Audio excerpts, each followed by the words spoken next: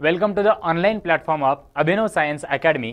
आणि आपण या पुढच्या व्हिडिओ लेक्चरमध्ये बघणार आहोत की न्यूटन्स लॉज ऑफ मोशनमध्ये आपण आत्तापर्यंत जे काही डिस्कस केलेलं आहे त्याच्याबद्दलचे की या टॉपिकचे जे न्यूमेरिकल असणार आहेत अथवा जे काही क्वेश्चन आपल्या समोर येतील ते कसे सोडवायचे आहेत, यात तसं जास्त काही जे काही आपण पुढे यूज करणार आहोत ते सगळं थोडं ऑलरेडी सांगितलेलं आहे. त्याला फक्त एक समराईज करून सांगायचं इथं की प्रॉब्लेम सॉल्व्हिंग स्ट्रॅटेजी काय काय असल्या पाहिजेत.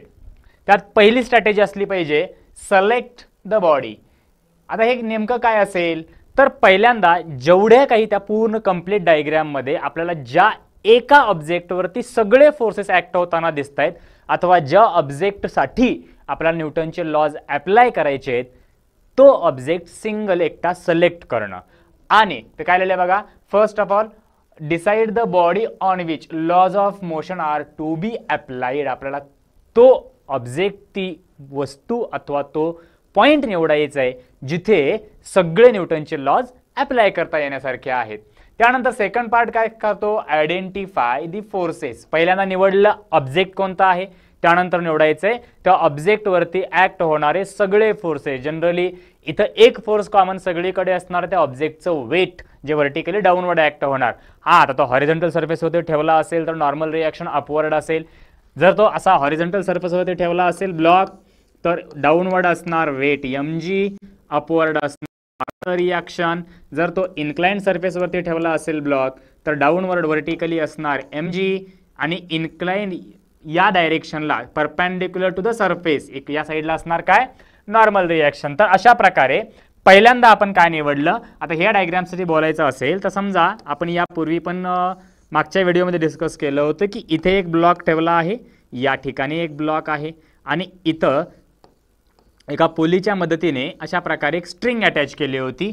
तर हे जे डायग्राम काढलेले ती फक्त या एका ऑब्जेक्टसाठी आहे, एका बॉडीसाठी आहे. म्हणजे पहिल्यांदा आपण काय निवडलं पहिल्या रूल प्रमाणे, तर तो ऑब्जेक्ट सिलेक्ट केला, हा ऑब्जेक्ट, दिस ऑब्जेक्ट.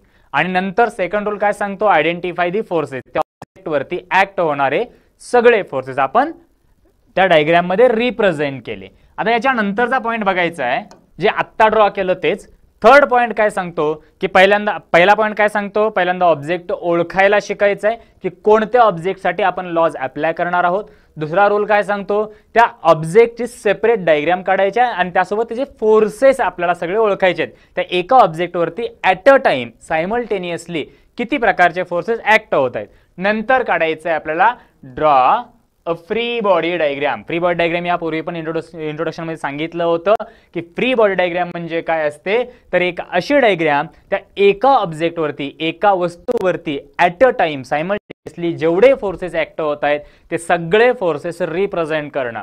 कधी कधी त्या फोर्सेसचे कंपोनंट सुद्धा आपण एफबीडी मध्ये दाखवतो जर गरज असेल तर. म्हणजे सगळे फोर्सेस सायमल्टेनियसली एकाच बॉडीवरती एका टायमाला ॲक्ट होणं हे रिप्रेझेंट करणं म्हणजेच काय असणार आहे तर फ्री बॉडी डायग्राम. आणि याच्यानंतर शेवटचा पार्ट असेल select access and write the equations. Select access and write the equations. आता इक्वेशन कसे लिहायचे, ॲक्सेस कसा सिलेक्ट करायचा यासाठी थोडंसं समजून घ्यायचंय, कारण मोस्ट ऑफ दी केसेसमध्ये विद्यार्थ्यांना इथंच कन्फ्युजन होतं. त्यामुळे हे व्यवस्थित लक्ष देऊन बघा. Body is moving with some acceleration, then first find out the direction of real acceleration and choose the axis in which the axis is in the direction of acceleration and in perpendicular direction of. म्हणजे काय, तर समजा एक horizontal surface आहे. या horizontal सरफेसवरती इथं resolve करायची गरज नाहीये बट तरी समजावून सांगतो की या हॉरिझॉन्टल सरफेसवरती एक ब्लॉक ठेवलाय. ब्लॉक समजा राईट साईडला मूव्ह करतोय विथ ॲक्सलरेशन ए. आता या ब्लॉकवरती आता हा मूव्ह करण्यासाठी स्वतःहून तर मूव्ह करणार नाहीये, कारण न्यूटनचा पहिला नियमच सांगतोय की स्वतःहून कुठलीही बॉडी पुढे मोशन मध्ये येऊ शकत नाही किंवा ॲक्सलरेशन मध्ये येऊ शकत नाही. तर त्यासाठी आपण काय केलं की याला एक पुल फोर्स अप्लाय केला जो इन्क्लाइन डायरेक्शन मध्ये होता अशा प्रकारे, ज्याचा हॉरिझॉन्टल सोबतचा अँगल लेट्स से हा अँगल किती आहे, थीटा आहे. याच्यावरती ॲक्ट होणारे फोर्सेस आधी आपण पहिल्या रूल प्रमाणे ज्या वस्तूसाठी न्यूटन्स लॉ अप्लाय करायचे तो ऑब्जेक्ट निवडला, हा ब्लॉक. त्यानंतर त्या ब्लॉकवरती ॲक्ट होणारे सगळे फोर्सेस आणि free body diagram. So downward direction मध्ये असणार वेट ऑफ दी ब्लॉक. समजा या ब्लॉकचं वेट मास m असेल आणि वेट mg असेल अपवर्ड डायरेक्शन मध्ये नॉर्मल रिॲक्शन असेल जे सरफेसला परपेंडिक्युलर, सरफेस हॉरिझॉन्टल आहे, सो नॉर्मल रिॲक्शन आपण व्हर्टिकली अपवर्ड ड्रॉ केली. पुढचा फोर्स याच्यावरती ऍक्ट होणार या डायरेक्शन मध्ये जो असणारा एफ आणि त्याचा हॉरिझॉन्टल ऍक्सिस सोबतचा अँगल आहे थीटा. हे तीन फोर्सेस इनिशियली पहिल्यांदा आपण डायग्रामकडे बघितल्यानंतर आपल्याला दिसत आहेत. आता ह्या नियमाप्रमाणे ज्या डायरेक्शनला ऍक्सलरेशन आहे, सो बॉडीचं ऍक्सलरेशन या डायरेक्शनला आहे, तर आता या सगळे फोर्सेसला रिझॉल्व करून एक तर या ऍक्सलरेशनच्या डायरेक्शनमध्ये आणायचं अथवा त्याला परपेंडिक्युलर आणायचं. म्हणजे आपण इथं काय करणार, तर mg आणि normal reaction already acceleration horizontal आहे, सो नॉर्मल रिॲक्शन आणि mg व्हर्टिकल आहेत, एक अपवर्ड आहे एक डाऊनवर्ड आहे, ठीक आहे. बट ऍक्सलरेशनच्या ऍक्सिसला कसे आहेत, परपेंडिक्युलर, त्यामुळे या दोघांना रिझॉल्व करायची गरज नाहीये. मग आता रिझॉल्व कोणाला करणार, तर फोर्सला रिझॉल्व करणार. फोर्सचा एक कंपोनंट या डायरेक्शन मध्ये असेल जो असणार एफ कॉस थिटा, दुसरा अपवर्ड असेल जो असेल एफ साइन थिटा. तर हे झालं रिझॉल्युशन. आणि आता पुढचा रूल काय सांगतो की आपल्याला इक्वेशन लिहायचं आहे, रिझल्टंट फोर्स कोणता असेल, काय असेल. इथं इक्वेशन कसं लिहिणार बघा, तर ब्लॉक ना अपवर्ड मूव्ह करतोय ना डाऊनवर्ड मूव्ह करतोय, याचा अर्थ जेवढे फोर्स ब्लॉकवरती अपवर्ड डायरेक्शन मध्ये ऍक्ट होत आहेत तेवढेच फोर्स डाऊनवर्ड डायरेक्शन मध्ये ऍक्ट होत आहेत. याचा सरळ सरळ अर्थ असा होतो बाळांनो की अपवर्ड डायरेक्शन मध्ये ऍक्ट होणारा नॉर्मल रिॲक्शन प्लस या फोर्सचा व्हर्टिकल कंपोनंट म्हणजेच एफ साइन थिटा हे दोघं मिळून बॅलन्स कोणाला करतायत, तर जेवढं त्या ऑब्जेक्टचं वेट आहे म्हणजेच mg ला. तर हे झालं फर्स्ट इक्वेशन. आणि सेकंड इक्वेशन काय करणार, तर ब्लॉक हा राईट साईडला मूव्ह करतोय, राईट साईडला मूव्ह करतोय कोणत्या फोर्समुळे, तर ह्या एका कंपोनंटमुळे, एफ मुळे मूव्ह करत नाहीये. नीट लक्षात ठेवा, या फोर्सचा जो कंपोनंट आहे एफ कॉस थिटा त्या कंपोनंटमुळे हा ब्लॉक राईट साईडला मूव्ह करतोय. सो आपण इथं लिहिणार नेट फोर्स जो असेल जो ब्लॉकला ऍक्सलरेट करतोय तो फोर्स असणार आहे F sine theta, F cos theta. तो फोर्स आहे एफ कॉस थिटा जो या फोर्सचा हॉरिझॉन्टल कंपोनंट आहे आणि यालाच आपण नेट फोर्स म्हणणार. नेट फोर्स म्हणजेच या ब्लॉकचं मास m आणि या ब्लॉकवरती ऍक्ट होणारं ऍक्सलरेशन a. सो हे झालं इक्वेशन नंबर 2. आणि आपण जे काही सॉल्व्ह करणार आहोत पुढे याच्यापैकीच या दोन इक्वेशनचा वापर करून ऍक्सलरेशन काढू अथवा फोर्सची व्हॅल्यू काढू. हा अँगल तुम्हाला दिलेला असेल, कधी कधी फोर्स ऍक्सलरेशन दिलं असेल, अँगल विचारला जाईल, अननोन काही असो.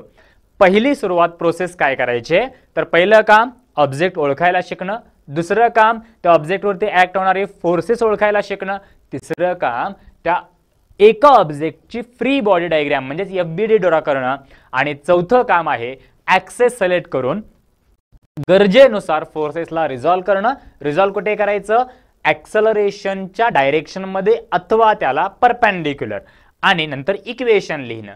तर याच्यानंतर आणखी एक रूल इथं काय सांगतो, if the body is in equilibrium then choose the axis in such a way that maximum number of forces act along the axis. अशा प्रकारे ऍक्सिस सिलेक्ट करायची, जास्तीत जास्त फोर्सेस त्या ऍक्सिस वरती लाय झाले पाहिजेत. म्हणजेच हे कधी वापरायचं आहे, जर बॉडी इक्विलिब्रियम मध्ये असेल तर. म्हणजेच याच प्रकारे आपण डायग्राम ड्रॉ करू, परंतु इथं ब्लॉक मूव्ह करत नाहीये. तर एक force downward vertically downward weight of the bob, एक अपवर्ड नॉर्मल रिॲक्शन. तर हे दोनच फोर्स, हे झालं ब्लॉक कुठेही मूव्ह करत नाही अशी ऍक्सिस सिलेक्ट करायची जिथे मॅक्झिमम फोर्सेस ऍक्ट झाले पाहिजे. या बॉडीवरती दोनच फोर्स ऍक्ट होत आहेत, एक वेट दुसरं नॉर्मल रिॲक्शन, आणि ते व्हर्टिकली ऍक्सिस आपण चूज केला. सो इथे इक्वेशन काय बनणार बाळांनो, n is equals to mg या प्रकारे इक्वेशन बनवू शकतं. सो हे आहेत 4 बेसिक रूल्स जे न्यूमरिकल्स किंवा जे काही क्वेश्चन्स आपल्याला न्यूटन्स लॉचे सॉल्व्ह करायचे आहेत त्यासाठी आपण यूज करू शकतो. आता हे जे काही रूल्स आपण सांगितलेले आहेत हे रूल्स अप्लाय कसे करणार वेगवेगळ्या केसेससाठी, तर काही सुरुवातीला थोड्या केसेस पाहून घेऊ, नंतर जेवढ्या केस होतील त्याच्या रिलेटेड काही क्वेश्चन समजून घेऊ, नंतर पुढे काही केसेस पुढे काही क्वेश्चन, हे सिक्वेन्स पुढे चालू राहणार आहे. सो नीट व्यवस्थित समजून घ्यायचं आहे. तर मोशन ऑफ कनेक्टेड बॉडीज, त्यासाठी when a pull force is horizontal. आता इथं काय शिकायचंय की एक ब्लॉक ठेवलाय जो हॉरिझॉन्टल सरफेसवरती आणि त्या ब्लॉकवरती हॉरिझॉन्टल डायरेक्शन मध्ये एक फोर्स ऍक्ट व्हायलाय. पुन्हा बेसिक पासून सुरुवात करायचं, कंटेंटला सोडायचं नाहीये. तर कंटेंट काय सांगितला होता, पहिल्यांदा तो ऑब्जेक्ट ओळखायला शिकणं ज्याच्यावरती आपल्याला न्यूटन्स लॉज अप्लाय करायचे आहेत. तर इथं हा सरफेस आहे, ग्राउंड सरफेस, जो मूव्ह करू शकत नाही. मग मूव्ह कोण करणार आहे? न्यूटन्स लॉ कोणावरती ऍक्ट होतील? तर या ब्लॉकवरती, ज्याचा मास m आहे. ओके, नंतर काय करायचं आहे आपल्याला? तर त्या ब्लॉकवरती ऍक्ट होणारे सगळे फोर्सेस ओळखायचे आहेत. फोर्सेस कोणते कोणते असणार? कंपल्सरी एक फोर्स असणारच आहे जो डाऊनवर्ड डायरेक्शन मध्ये म्हणजे त्या ब्लॉकचं वेट असेल, आणि एक फोर्स सरफेसच्या कॉन्टॅक्ट मध्ये असल्यामुळे सरफेसला परपेंडिक्युलर अवे फ्रॉम सरफेस असणार, जो नॉर्मल रिएक्शन आहे. आता त्यानंतर तिसरा फोर्स जो क्वेश्चन मध्ये सांगितलेला किंवा इन्फॉर्मेशन मध्ये आहे, जो आहे फोर्स F. हे 3 फोर्सेस ओळखले, नंतर काढायची free body diagram. So free body diagram आपण कशी काढणार? तर हा ब्लॉक, डाऊनवर्ड फोर्स असेल mg, अपवर्ड फोर्स काय असेल? नॉर्मल रिएक्शन, आणि हॉरिझॉन्टल फोर्स इकडे असणार F. याच्या व्यतिरिक्त कुठलाही फोर्स या ब्लॉकवरती ऍक्ट होत नाहीये. त्यामुळे आता पुढच्या रूलकडे जायचं आहे की ब्लॉक ऍक्सलरेट करतोय हे क्वेश्चन मध्ये किंवा इन्फॉर्मेशन मध्ये दिलेलं आहे. मग आपल्याला ऍक्सिस असा निवडायचा आहे की जो ऍक्सलरेशनला पॅरलल किंवा ऍक्सलरेशनच्या डायरेक्शन मध्ये असेल आणि त्याला परपेंडिक्युलर एक असे 2 ऍक्सिस निवडायचे आहेत. सो हे ऍक्सलरेशन हॉरिझॉन्टल आहे म्हणजे एक ऍक्सिस हॉरिझॉन्टल येणार आणि दुसरा ऍक्सिस वर्टिकल येणार. सो इथं कुठेही रिझॉल्व्ह करायची गरज पडणार नाही. पहिलं इक्वेशन काय बनेल बाबांनो? n = mg.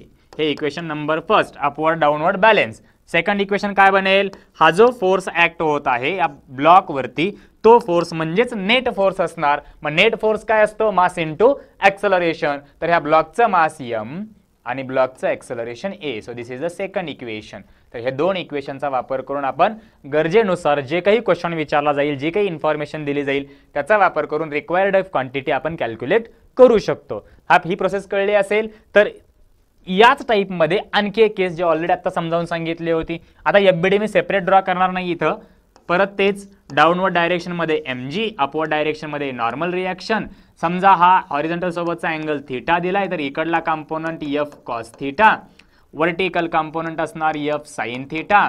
पुन्हा एकदा फर्स्ट इक्वेशन काय बनेल बाळांनो? Normal reaction plus f sin theta is equals to असणार mg, आणि दुसरा कंपोनंट जो आहे ज्याला आपण f cos थीटा म्हणलं होतं, तोच या ब्लॉकला मूव्ह करण्यासाठी काम करतोय म्हणजे नेट फोर्स असणार f cos थीटा, जो याला इक्विलिब्रियम मधून दूर करून अनइक्विलिब्रियम किंवा ऍक्सलरेट करतोय. सो तो असणार मास into acceleration of the block. हे झालं 2 बेसिक केसेस. एवढ्या इझी लेवलच्या केसेस जर कळल्या असतील, हे एकदम बेसिक होतं. पुढचा पार्ट बघूया आता. त्याच टाईपमध्ये मगाशी एक पुल फोर्स होता इन्क्लाइन डायरेक्शन मध्ये, आता आहे पुश फोर्स, तोही इन्क्लाइन डायरेक्शन मध्ये. समजून घेऊया पुन्हा एकदा. तर ब्लॉक राईट साइडला ऍक्सलरेट करतोय, ऍक्सलरेशन आहे a, डाऊनवर्ड फोर्स असणार mg, अपवर्ड फोर्स असणार नॉर्मल रिएक्शन, आणि या ऍक्टिंग फोर्सचा जो अँगल आहे विथ हॉरिझॉन्टल, तो अँगल आहे थीटा. कधी कधी हा अँगल वर्टिकल सोबत पण दिला जाऊ शकतो.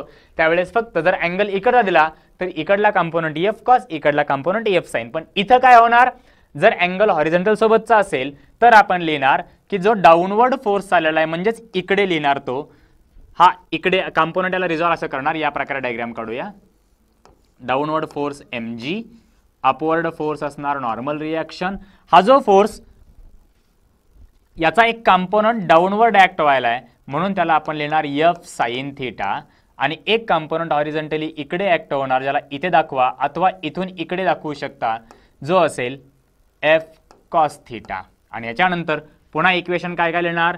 तर first balancing condition, n will balance f sin theta plus mg. So this is our equation number 1.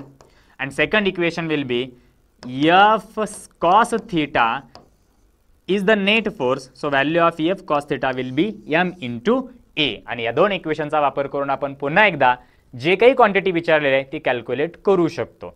समजा याच केसला थोडंसं डिटेलमध्ये समजावून सांगू आणखी, की जर अँगल वेगळ्या पद्धतीने दिला असेल, जसे की आता आपण डिस्कस केलं होतं. समजा अँगल जो आहे तो हॉरिझॉन्टल सोबत न सांगता वर्टिकल सोबत दिलेला आहे. हा अँगल जर थीटा सांगितला असेल तर काय करणार आपण?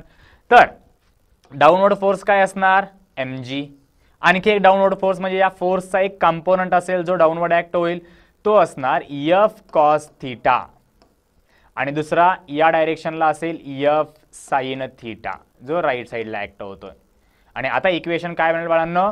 तर पुन्हा एकदा अपवर्ड डायरेक्शन मध्ये नॉर्मल रिएक्शन लिहायचं राहिलं. So normal reaction will balance f cos theta plus mg आणि आणखी काय राहिलं तर f sin थिटा हे कशाचं काम करणार नेट फोर्स म्हणजे या ब्लॉकला ऍक्सलरेट करण्यासाठी सो मास इंटू ऍक्सलरेशन हे काय घेणार आपण f sin थिटा काय फरक आहे यात आणि याच्या आधीच्या केसमध्ये तर फक्त अँगल मगाशी हॉरिझॉन्टल सोबतचा होता आता तो अँगल वर्टिकल सोबत दिलाय एवढाच छोटासा डिफरन्स आहे याच्यानंतर नेक्स्ट केस डिस्कस करायची आहे आपल्याला जिथे जर आपण ब्लॉक निवडला तर हा ब्लॉक ज्याचा तो असणार याचा मास m आहे ओके त्यानंतर या ब्लॉकची जर एफबीडी काढायची असेल तर समजा आपण या प्रकारे एक ब्लॉक काढला जो इन्क्लाइन ठेवलेला आहे ब्लॉकचं व्हर्टिकली डाऊनवर्ड असणार आहे वेट जे mg असेल व्हर्टिकली डाऊनवर्ड ऍक्ट होतोय नॉर्मल रिएक्शन इथं व्हर्टिकली अपवर्ड असणार नाही कारण सरफेस जो आहे तो इन्क्लाइनड आहे समजा सरफेसचा जो अँगल ऑफ इन्क्लिनेशन आहे तो अँगल आपण